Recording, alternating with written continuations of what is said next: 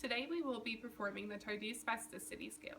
We will first begin by showing you how to score the assessment, and second we will perform an example of the assessment. Alright, so the first thing we're going to explain is the quality of the muscle reaction, and they use a 0 to 5 scale. So the first is 0, which means that there's no resistance throughout the passive range of motion. Alright, now we go to 1, where there is a slight resistance, but there's no clear catch, so there's no way you can measure the angle.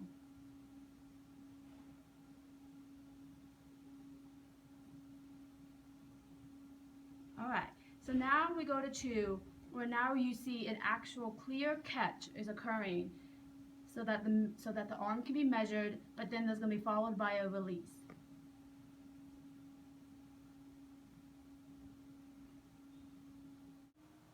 Okay, so the next one is 3 and 4, which means that there is a clonus, but 3 means that there's a fatigable clonus that lasts less than 10 seconds. 4 means there's an unfatigable clonus that's going to last greater than 10 seconds. So here we have a clonus, and depending on how long the clonus lasts, we can grade it as a 3 or 4. So now the last one is 5, which just means that the joint is immobile and it cannot be moved at all. So now I'm going to explain the angle of the muscle reaction during the test. So you can either have R2 or an R1. R2 is making it through the full range of motion at a slow velocity, which would be V1. R1 is making it through partial range of motion due to the fact that you're going at a faster velocity. So you're going at a V2 velocity or a V3 velocity. And that's when there's a clonus or a catch.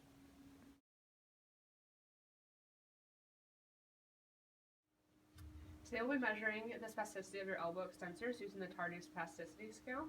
So the first thing we're going to do is take you through passive range of motion at a V1 velocity, which is the slowest possible movement, and I'll measure your total range of motion here.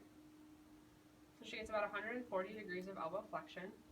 If I did that at a V2 velocity, I would bring her arm up and let gravity do the rest of the movement.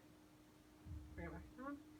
And then at a V3 velocity, which is the fastest movement possible, I'd move her arm, and right here she gets a fatigable clonus, which means it lasts less than 10 seconds.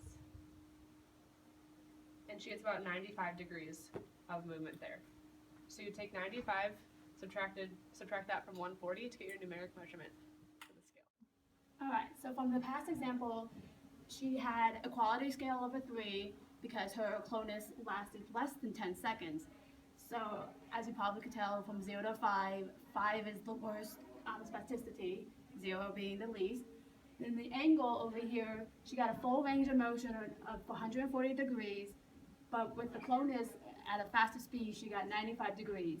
So what they usually do in the scale is that you subtract the R2 by the R1 and you get a difference. And so the bigger the difference, that means there's less spasticity because you can go through full range of motion. But if the differences are more narrow and closer together, then that means that you're more spastic. So it's just a numeric value showing how spastic you can be. So I'll be testing the spasticity of the plantar flexors. The first thing that we'll do is take her into full dorsiflexion and measure her range of motion. So she gets about 25 degrees of dorsiflexion. We'll take her back into full plantar flexion, and at a V3 velocity, move her into dorsiflexion. So right here, she gets a fatigable clonus, so we'll measure where that occurs. And that's at about neutral. So we'll relax and we'll measure the numeric value of spasticity using the scale.